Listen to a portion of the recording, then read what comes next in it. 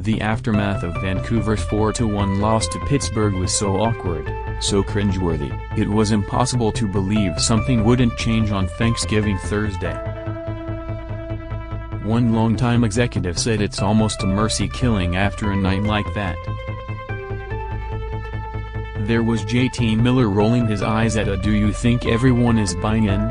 question, responding with "I don't know," because he didn't want to say what he really thought. There was Captain Bo Horvat sighing, "It's exhausting. We talk about the same things all the time. Everyone in the organization knows changes are coming. Whether in the front office, on the bench or on the ice, they are coming.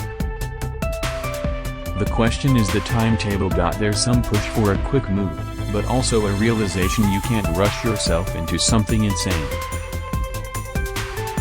One executive told me years ago, "You worry in times like these about making a tombstone trade, a deal so bad that it is remembered forever."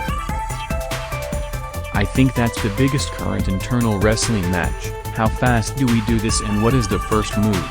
There were a few hours on Thursday I thought something was going to happen. I really thought those who believe we have to do something right now, anything, were going to win the day.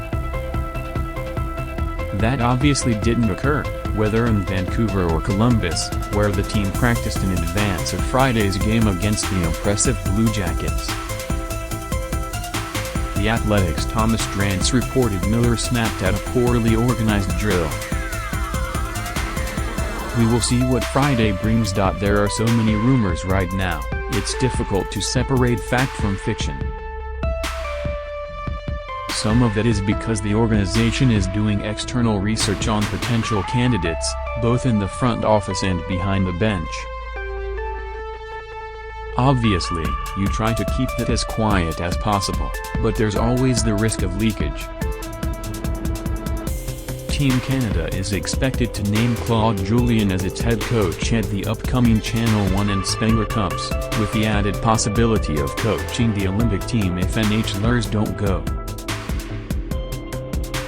Bruce Boudreau and Scott Walker are the expected assistants. It is believed that if the Canucks wished to speak to Julien, for example, Montreal would not block permission.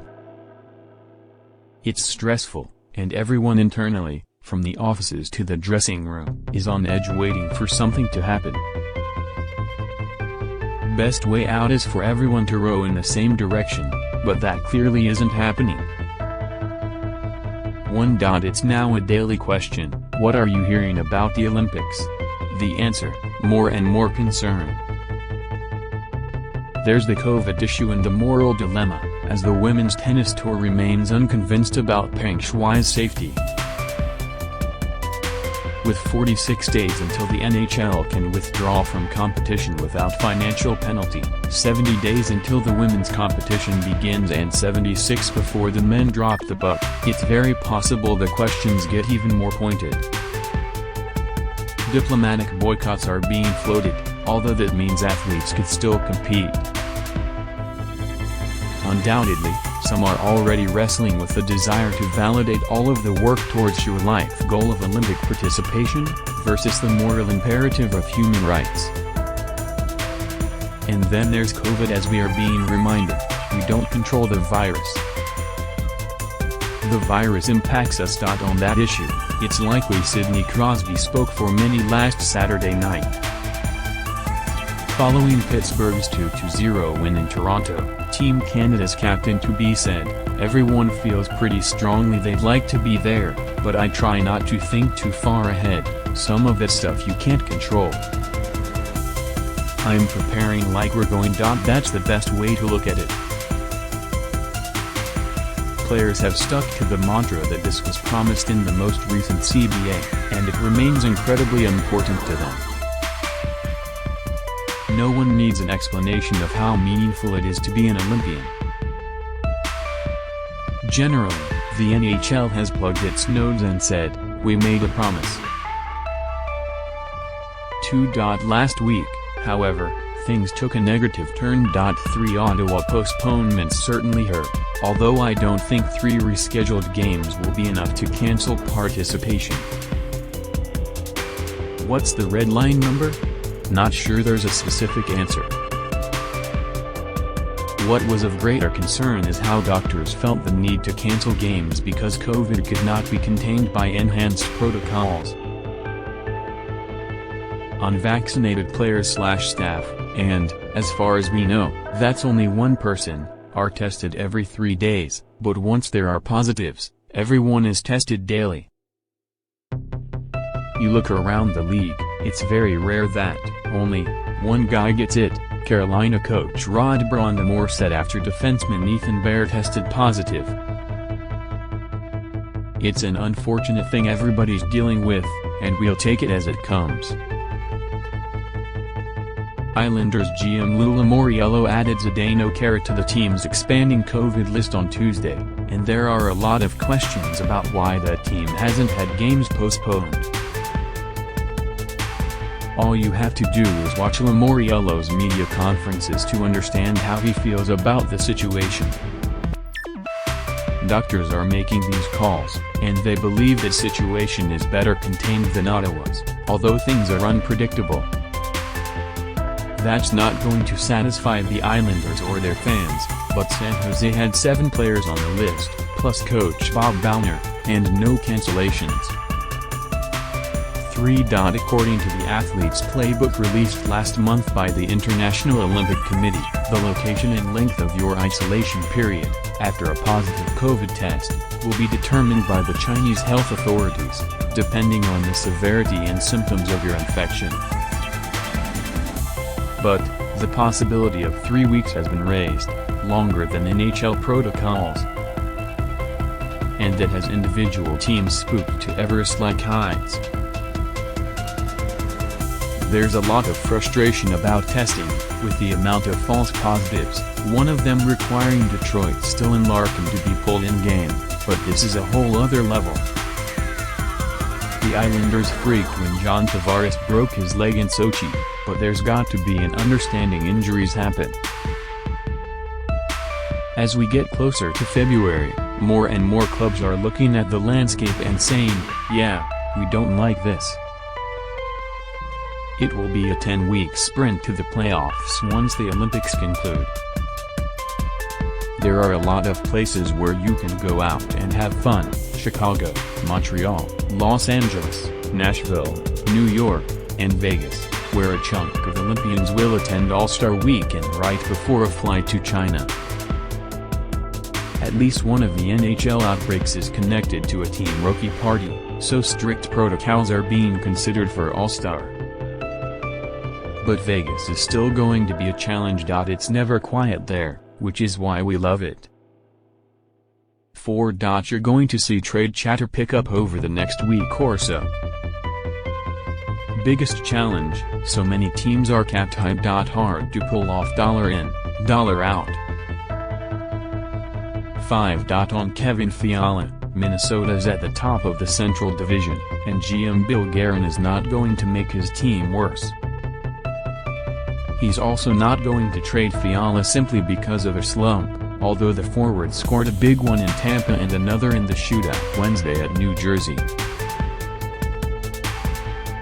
So, if anything does happen, it's going to be part of a plan to make them better. 6. Buffalo has to be looking for a goalie. Aaron Dell was pulled following the first period of Wednesday's 5-1 loss to Boston. Unfortunately, Craig Anderson's return date is not certain, and the Sabres need to give their young players help behind them. The challenges teams still in the race might not be willing to give up any of their top 3 goalies for their own insurance. You want an option that can help you. How many are available? 7. As reported locally, Evander Kane resumed skating in San Jose. Apparently, he's been doing so for a couple of weeks. The Sharks are being beyond careful about commenting on his status, with Kane's suspension a week away from conclusion. My personal theory is he goes to the AHL to get some games, but again, that's a personal theory. I do think the Sharks have let it be known they would be willing to retain salary in a trade, but it's hard to see a market at this time. TMZ had an update on Kane's legal situation Monday. 8. It's incredible to watch Connor McDavid and Leon Draisaitl. That's not news, but it doesn't get said enough. Draisaitl is the only Oiler besides Wayne Gretzky to have 40 points prior to 20 games. That's mind-blowing. Really wanted McDavid to make a charge at Gretzky's record 51-game point streak to start a season. His 17-game run ended in Tuesday's 4-1 loss to Dallas. The Stars outshot the Oilers 7-5 during the 12:37 of 5-on-5. Miro Heiskanen played against McDavid. There are performances during the season that put you on the Norris map, and that's one for Heiskanen. 9. Was disappointed to see McDavid take heat for the Architectural Digest spread. We want hockey players to show more personality, let down their guard, and there's flack for doing so. Can't have it both ways. 10. Also having a Hart Trophy start, Alexander Ovechkin. He's a reminder that the great ones evolve no matter age or obstacles. With 3 assists Wednesday against Montreal, he has 18 in 20 games. That's the same as last year, in 45 games, and one fewer than 2019-20 in 68 games. The most he's ever had in a season is 59. The only person who could stop this might be Nicklas Backstrom, taking all those assists when he returns to the lineup. Ovechkin's also on pace for 39 wrist shot goals, which would be 10 more than his previous career high, 2015-16. 4 slap shot goals, which would be 1 fewer than his career low, 5 in 2010-11. Most impressively, he's never had more than 112 points or been in triple digits since 2009-10. Right now, he's trending at 135. Very impressive. 11. It's going to be an interesting time around Maple Leaf sports and entertainment. Prior to making its push for the Pittsburgh Penguins, Fenway Sports Group, through an intermediary, approached MLSE about the possibility of a merger. This was 12 to 18 months ago. It wasn't the right time and didn't go far, but that would have been one monstrous powerhouse, potentially featuring Liverpool, the Leafs, the Raptors, Toronto FC, Scotiabank Arena, the Argonauts and a baseball team. That would have been the incredibly interesting one. FSG owns the Red Sox, while my employer, Rogers, owns the Blue Jays along with 37.5% of MLSE. So, something would have to give. There's change at the top of our company, and the Globe and Mail reported that could mean a sale of the Jays. Everybody is watching what Fenway is doing, one source in the banking industry said. And it's not going to be the last time MLSE is asked. That same person, by the way, said Fenway is aggressive and far from finished, beyond the Penguins. 12. It was denied, but one of the names rumored in the mix for Pittsburgh was Ryan Smith, who owns the NBA's Utah Jazz. From what I've read and heard about him, on ESPN's Adrian Wojnarowski's podcast, he'd be a good get for the NHL. 13. One thing that could get traction at the next GM meeting is the cross-checking crackdown leading to increased knee and slew foots. If you know there's a greater chance for a penalty, do you kick out your skate or lead with a knee? But we've seen more fines for dangerous strips and or slew foots, and a 1-game suspension for San Jose's Kevin Labanc. That was the first suspension for this offense in almost 7 years. Meanwhile, Alexander Barkov, Drew Doughty and Dmitry Jaskin have been injured by knees. 14. When Colorado slightly stumbled out of the gate, there were some questions about whether Jared Bednar was in any trouble. Someone warned I'd look like an idiot if I went down that road, and the Avalanche recently announced a 2-year extension, believed to be in the $2. 25 per year range. 15. Earlier this season, Bednar spoke about the mission for Colorado this season. We've been a good team. How do we become a great team? He and his players have done reading on the topic, including From Good to Great, Why Some Companies Make the Leap, and Others Don't, by Jim Collins, and Raise Your Game, High Performance Secrets from the Best of the Best, by Alan Stein Jr. The thing that stood out about the conversation is how much Bednar believes the group has the right on-ice approach. Our commitment to Czech is there, he said. Our group has bought in. When I first got here, we were a high-rush volume team. We didn't have much ozone play. We used to give up a lot on the rush and in D-zone coverage. We had to change, an aggressive forecheck, early reloads, pressing other teams.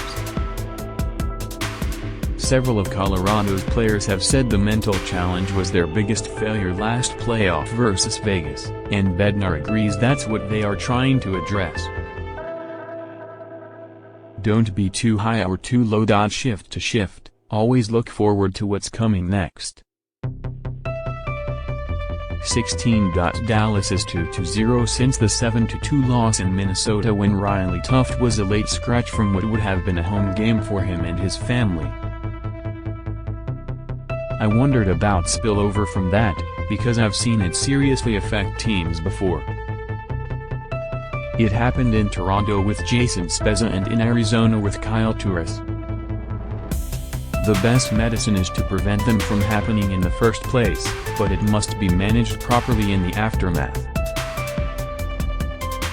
You have to make it right with the player and the teammates. 17. One of the major reasons Calgary's been so strong? Tuesday's 4-2 win over Chicago was the first time all season Johnny Gaudreau and Matthew Tkachuk were on ice for a 5-on-5 goal against. Reed Johnson tied it 2-2, before the Flames scored 3 straight. Gaudreau's been on for 19 5-on-5 goals, Tkachuk 15. 18. Nashville spends 3 nights in Montreal, then falls behind 5-0 to the Canadiens in a 6-3 loss. Crescent SD. Remains undefeated. 19. Think Team Canada was hopeful Quinton Byfield's rehab schedule might allow him to be available for the World Juniors, but the timing doesn't look great. Still a ways away. 20. Small thing, but a big thing. During Toronto's 6-2 victory over Los Angeles on Wednesday night, Austin Matthews made sure to credit Nick Ritchie for a screen on Jason Spezza's goal. Ritchie is clawing for success, and that wouldn't go unnoticed or appreciated. 21.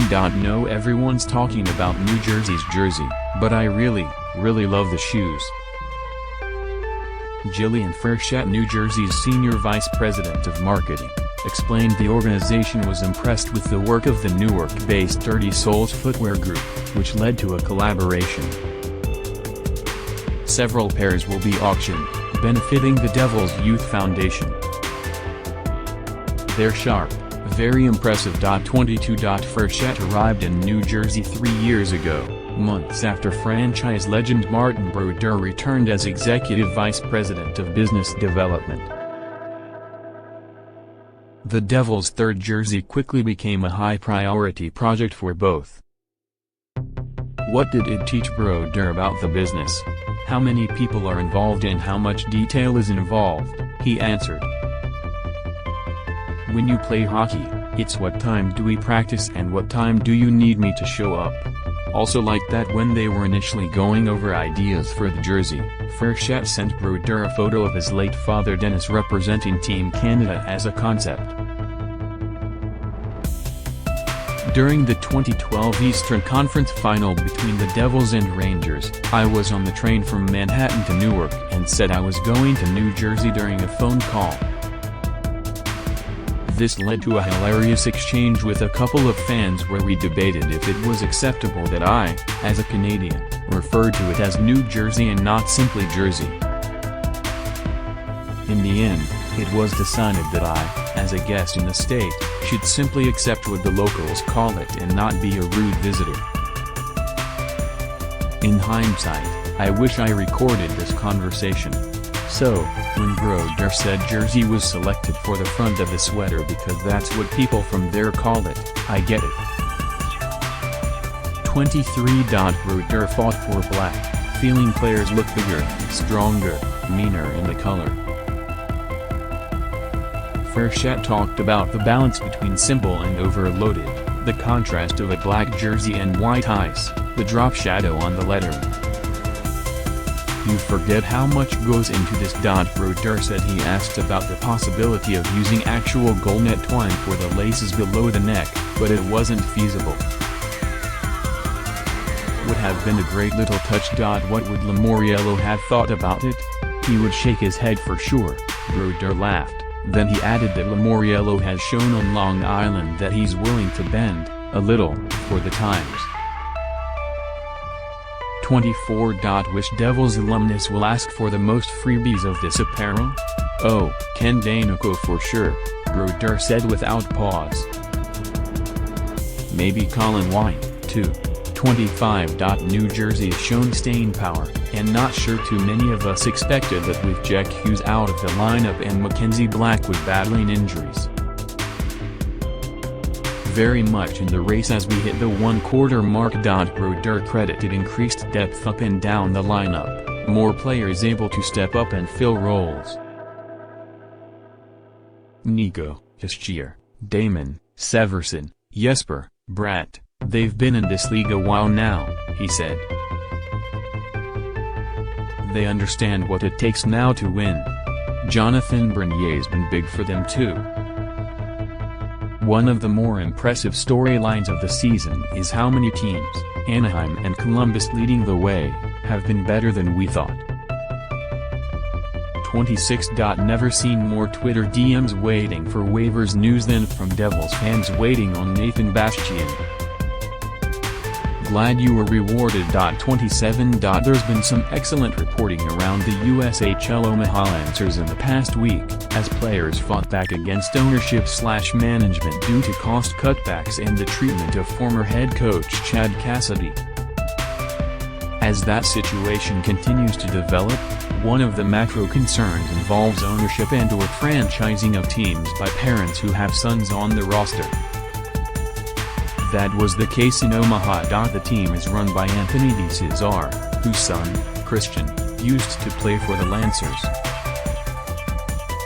It's not unique in the league, there are several similar situations. What this has done is heightened sensitivity to, coming out of COVID, could we see more of this, and how do we prevent it from happening? You don't want to go through this anywhere else. 28. One of the great stories of this NHL season is Washington's Zach Fucale becoming the first goalie in franchise history with a shutout in his NHL debut. 5 years ago, he played with the ECHL's Brampton Beast, and the staff there was thrilled to see that success. There was no entitlement from him at all, considering he was a second-round NHL draft pick, said Kerry Kaplan, who was the team's president and general manager. He embraced it. After the cleanup was done following Beast games, staff would rent the ice to play some pickup. One night, Fucale asked to join them. He comes up and says, "Mind if I play?" Kaplan said. He paid for the food and drinks that night. Our staff was saying they'd remember it for the rest of their lives. Did Fucale play goal? No, and he was still the best player on the ice. 29. Other key thing about Fucale in Brampton, he had tremendous focus. His mindset, he always talked about himself as an NHL goalie.